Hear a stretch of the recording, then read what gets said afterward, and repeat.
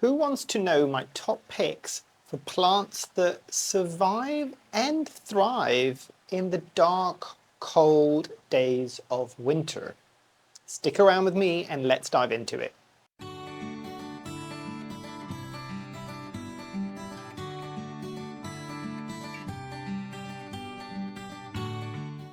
Hi, my name is Memo, this is my channel, Houseplantygoodness, and essentially it's a place where I like to geek out about my big passion. You might be able to see some of it behind me, it's tropical houseplants. So yes, I thought today might be an interesting topic considering that we are kind of in the depths of winter at this particular moment in time, as to which plants not only survive but actually do relatively well in the lower light conditions of winter, as well as being able to tolerate a tiny bit of neglect. Which obviously, if you're gonna end up neglecting your plants a bit more during the year, this is kind of the okay time to do it, because most plants aren't actively pushing out stupid amounts of growth. But before we dive into things a bit more, let's lay down some basic information. First thing I want to touch on is what neglect actually means in the winter months. I mean, this could apply for any time of the year, but as we're specifically talking about the winter here, what does neglect actually look like? So one would be kind of missed waterings. Things get busy, there's the holiday season, people are just a bit more groggy, they don't always remember to water their plants, so things get missed when it comes to watering. It also by and large means that humidity is going to be lower, either intentionally or unintentionally. And intentionally, I mean you're going to have lower humidity levels because there will be a situation where your heating is going to be on, so that's drying out the air. Unintentionally would be that, for instance, you might not be running your humidifiers as much, or you might not get the natural levels of humidity that you might get in the summer. Then obviously you've got the big one, minimal light, or at least reduced light levels. And this is just purely because the days are shorter and the plants are not getting blasted by light for long periods of the day. And one of the ones that most people tend to forget, cold and drafty rooms. So what might have been okay in the summer, because these rooms were kind of an okay temperature, in the winter they tend to be a bit colder. Think about spare rooms, bedrooms, bathrooms, all of these things which maybe don't have the high level of heat that they would have during the warmer months of the year. And one final little bit of a tip before we dive into my top selection. Some of these plants have been around for a while, some of these might surprise you, but I have got an interesting bit of information, and I will put it on the screen as well because it's quite a few numbers, and I just need to bring them up on my phone because there's numbers. So a lot of us know that low light can be tricky, and a lot of plants are just surviving in low light. And a lot of the plants on this list might kind of be the edict of those lower light plants that will handle a bit more neglect and generally just tend to survive. I want to give you a bit of an advantage here, because we've all spoken ad nauseum as to how that lower light that most people consider low light is just either their plants surviving or very slowly dying. So I want to give you a bit of a better way of being able to benchmark this. We've talked about this in other videos, and numbers are key if you want to get into the geeky side of things. This might not be for the people that are just starting off, but maybe for the people that have been dealing with houseplants for a while. I can give you some numbers here, and this is based on some research that I've been doing. So if you are going to be using something like a light sensor app, and I've talked about Photone before, which I really like. I'll put a logo at the top there and link it down below. It's available on both Apple and Android. It is free. I obviously don't get any commission from that, but it is one that I use all the time. Now, if you are going to be having your plants under grow lights or near a window, if you can, it's going to be easier to control this with grow lights because it's also the duration of light. So ideally 12 to 24 hours, 24 hours, 12 to 14 hours, that's the right thing. Do not put your plants ever under lights for 24 hours. They need a rest period. But 12 to 14, oh, I really want to say 24, 12 to 14 hours under grow light. It's probably going to be a bit of an impossibility if you've got plants near a window, because again, this time of the year, the days are shorter. You won't be getting 12 to 14 hours. But if you can, what you want to be aiming for is a range between 2 and 6 DLI, and that is millimoles per meter squared per day. I'll put up all the measurements that you can have at the top there. Now, if you're going to be doing 12-hour slots, you want to have a DLI of between 4 and 6. It needs to be slightly higher because it's less time. If you're going to be doing 14 hours, you can drop that down to 2 to 4. So that's fine. Now, I know a lot of people might not always want to do it in DLI. They might want to do things in lux. And it's not the one that most of the kind of botanical or the light scientists would use, but it's something that a lot more people understand. What you want to have on average is, for the shorter duration, you want to have about 2,400 lux to 3,600 lux. And for the longer period of time, you can have 1,200 to 2,400 roughly. Foot candles, you're looking at ranges of anywhere between 90 to about 300. So that gives you a good indication. However, I'll give you certain things that you can kind of benchmark to understand how your plants are going to be reacting. So absolute lowest limit, which means that they're still going to be growing, but very, very slowly. That would be DLIs of about 1.5 to 2, lux of between 700 to 1,000, and foot candles of 65 to 90. I would not suggest this because this is the bare minimum. So at this point, it would stop producing new leaves, and some of the leaf size might be reduced. There's going to be stretching that's going to happen. This is less than ideal, but they're not slowly dying at this point. They are still trying to grow. But for the plants to do truly well at a low light level, you're looking at a DLI of between 2 and 6. Now, if you're going to be doing windows and you're in the northern hemisphere, obviously if you're in the southern hemisphere, flip this around, the directionality. But if you're in the northern hemisphere, a north-facing window about 1 to 2 meters back, you want to be doing about 300 to 800 lux if it's just survival. If you're looking at bright north-facing window or a shaded east-facing window, you're looking at between 1,200 to 2,000 lux for true low light growth. But what is the absolute minimum, and what would be the ideal that I would suggest for you for your low light plants? So minimum, at a minimum range, you're looking at 1,500 lux, about 140 foot candles. If you're going to be doing foot candles, ideally you want to be doing 2,000 to 3,000 lux and 185 to 280 foot candles, and that is for 12 to 14 hours. That will be a nice sweet spot for you to have. Now that I've bored you with the numbers, although I think a lot of people would appreciate the numbers, let's look at some of my top picks. First pick would be something like Aglaonema. I think it's called the Chinese evergreen. Now, there's certain things that I need to kind of mention here really, really specifically. The more of these colorful Aglaonema variants that you're going to have, so if something has very little green and it's only got like a lot of white or a lot of coloration on it, those ones you're going to need to definitely have them at that higher range of low light that I was telling you, that more ideal stage, and it's still probably not going to be as fast as it could be. If you can get an Aglaonema that's more on the green side, or if you've got an Aglaonema that's more on the green side, that will be okay, even in the kind of lower limits that I've given you. But these plants are some of the notorious plants that do really, really well in lower light conditions, and they're not the usual suspects. We'll look at the usual suspects in just a second. But there is a lot of variety of Aglaonemas out there, and as I've said on previous videos, and I know a lot of you agree with me, these are plants that are slept on. These are very, very good. Mine actually get bright indirect light and do fantastically well as well. So these are not just low light plants. If you end up enjoying this and want to give it a bit more of a center stage in your collection or in your house, these are good options. Now let's talk about one of the oldest and more kind of grandfather rights in terms of really low light plants, and that would be the humble aspidistra, or the cast iron plant.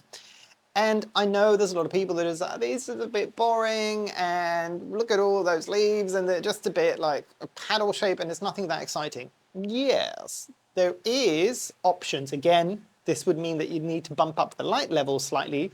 The standard green form is going to be the one that you want, especially if you've got low light and you cannot change it or you don't want to change it. But If you want to make things a bit more interesting, they are not cheap, I will tell you this, mainly because they grow even slower than their green counterparts, are different variegated versions of the aspidistra, and they can be quite pretty. I think, if I'm not mistaken, there is one with a white stripe in the middle. There's one with like variegation speckles that are happening on there. There's a lot of very interesting ones.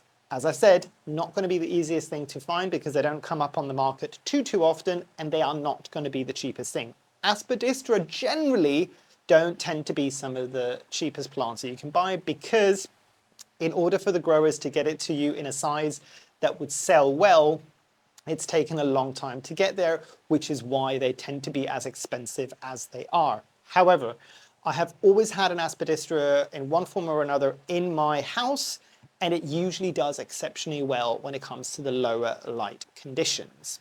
Bonus little interesting thing about an aspidistra is their blooms are at ground level, and if I'm not mistaken, I think they are either pollinated, the reason for them being at ground level, and they look really freaky, do a quick Google search and you'll see what I mean.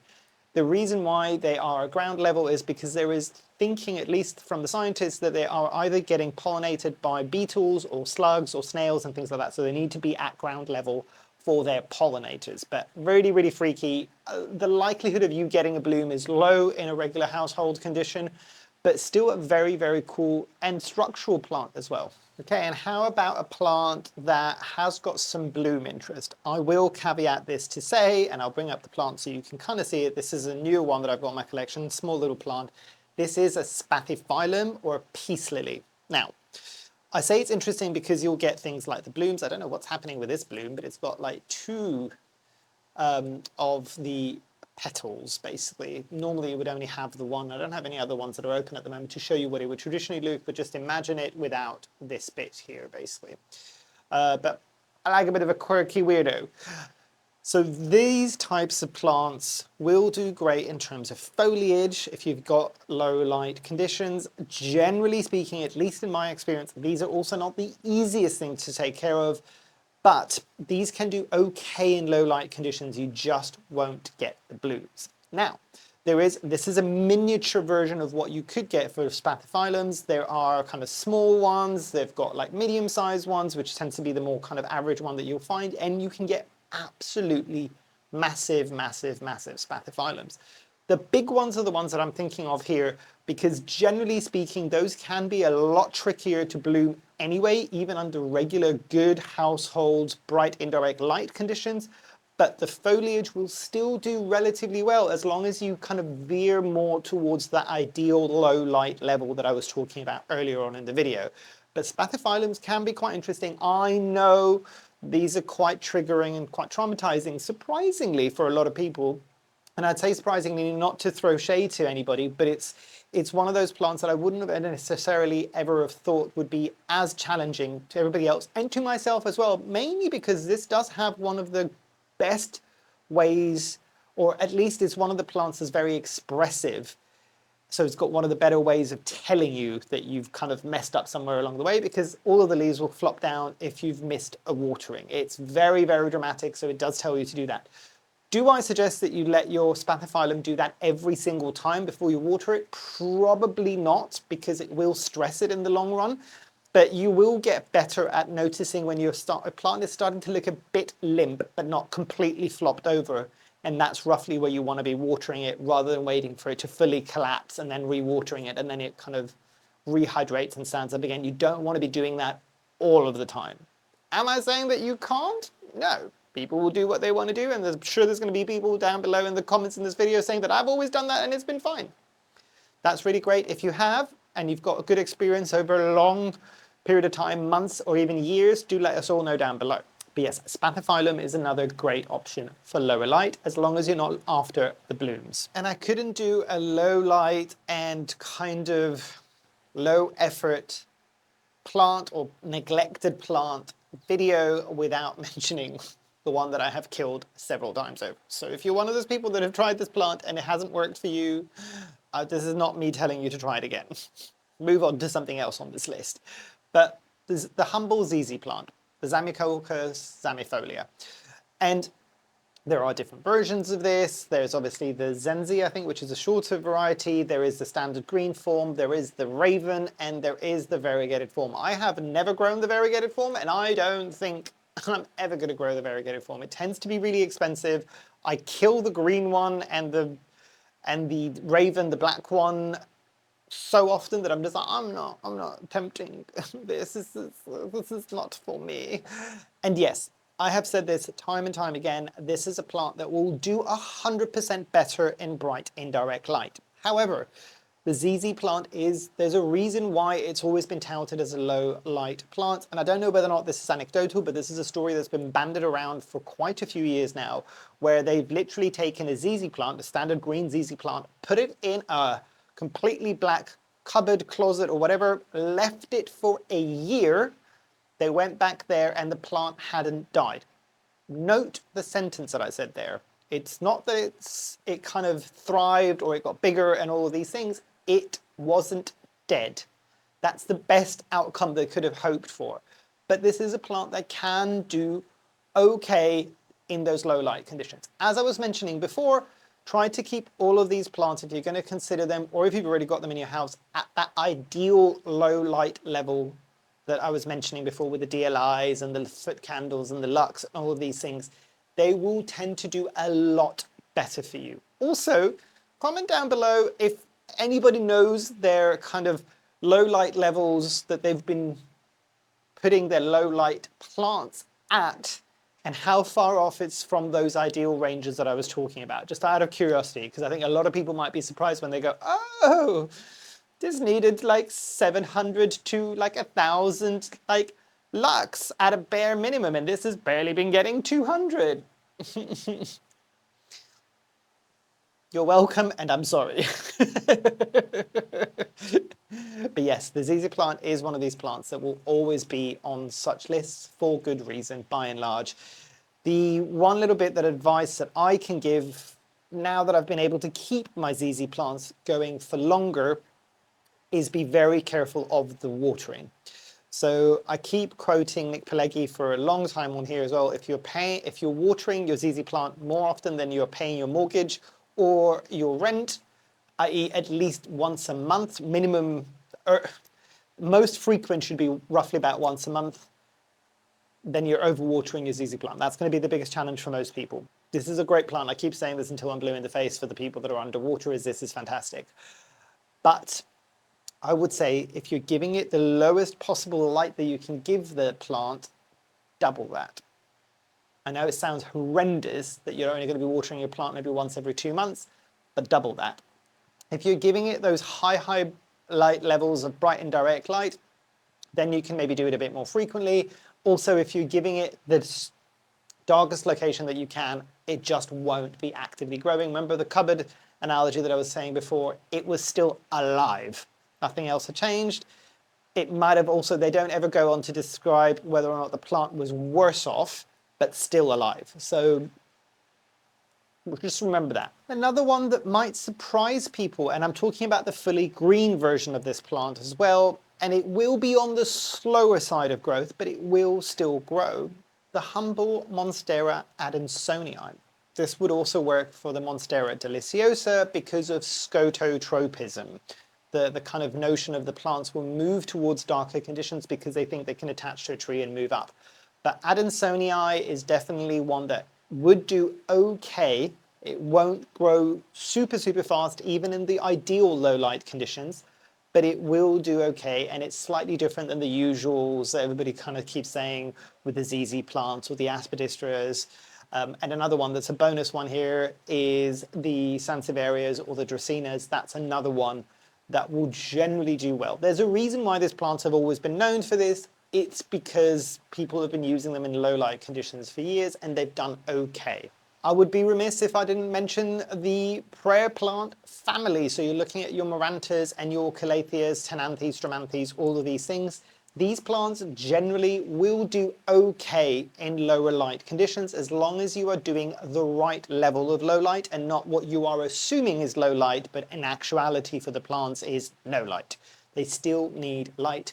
These are very much understory plants, very much kind of shaded plants.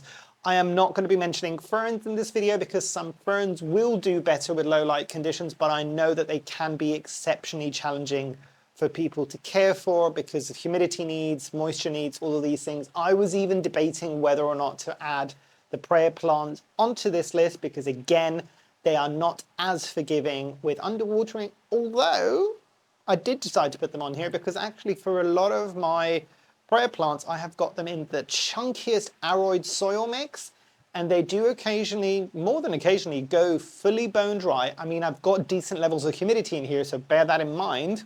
And I still might occasionally struggle with spider mites, even in this level of humidity, but they do better than people expect them to do.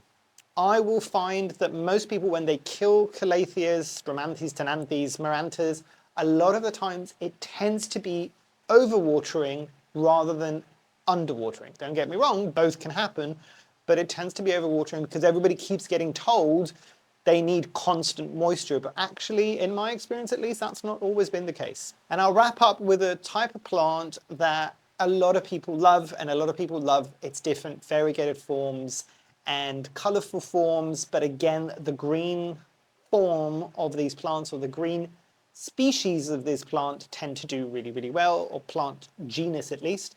Syngoniums. Syngoniums, if you're not going for the brightly colored ones or the highly variegated ones, and you're going for the more standard green varieties of Syngonium, or species of Syngonium, or hybrids of Syngoniums, or cultivars of Syngoniums, those will tend to do okay in those lower light level conditions. Anybody that has been here for a while might remember when I was doing a tour of my mum's plants back in Cyprus that she had a massive, massive, massive pot of green Syngonium, and that was getting the lowest light that it could possibly get, and it was still doing okay. It was still probably, because it was in a sunny country, it was still probably getting that ideal light level, the ideal low light level that I mentioned at the beginning of the video, but it was still doing okay. So Syngoniums are also a really, really good option. So a couple of final tips before I let you go and finish off this video is that I would suggest for a lot of these plants, wait until they are dry before watering them. So great kind of neglect tolerant plants in the winter. If you are giving them very, very low light levels, do remember every time to water, whether you water them, that you rotate them so you get more consistent growth. If you can, with a lot of these plants, group them together so at least you can bump up that level of humidity without you actively needing to do too much to kind of keep them happy and humid. And obviously, as with most of these plants that tend to be our kind of neglect and forgotten plants and lower light plants, do occasionally remember when you are watering them, even if it's maybe something that you do 4 times a year, once a season. Put them under the shower and kind of, usually when you're watering them so you don't end up overwatering them, and shower down their leaves, unless you want to sit there and dust every single one of their leaves by hand. Obviously, if you want to do that, there's something very repetitive and very therapeutic for people to do if they want to, but that will help as well, because any kind of layer of dust that you have on these plants in low light conditions would make a difference on how much of that light is available to them. And when they are kind of fighting for scraps, every little helps. But yes, let me know your thoughts. Did I miss some of your favorites? I am pretty sure I have done. There are so many plants that people don't always necessarily consider as low light growing plants, or even plants that can handle a bit of neglect. I am sure you've got your own suggestions that you want to put down below, and if you want to share some of your experiences, please do so. I think this will be a great repository for people looking for those types of plants. And yeah, let's have that conversation. But hopefully you've enjoyed. Hopefully I shall see you here soon. And I truly, truly hope that you have a great rest of your day. Thanks. Bye.